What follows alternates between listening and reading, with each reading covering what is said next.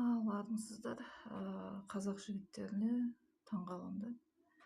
Қалай келеді, жұмыс істейді, қазақ қыздарын сүйеді, екіқабат қалады, тастайды. Отастанымен шаруасы жоқ, бір тиын көмек жоқ. Ол да өз сияқты жетесіз, тек сіз өседі. Сөйтеді де әке шешесі ойбай біздің әулетке келін керек, ойбай ұрпағың керек деп 16 жасар 17 жасар целкаға үйленеді. Ажырасады, үйтеді бүйтеді, тағы жүреді сөйтіп. Санта-Барбара сөйтіп мың бір түн болып. Мен түсінбеймін сендерді. Өз ұлттарыңды өздерің таптап жатсыңдар. Сол баяғы қазақ қыз кінәлі, қазақ қыз бірдеме.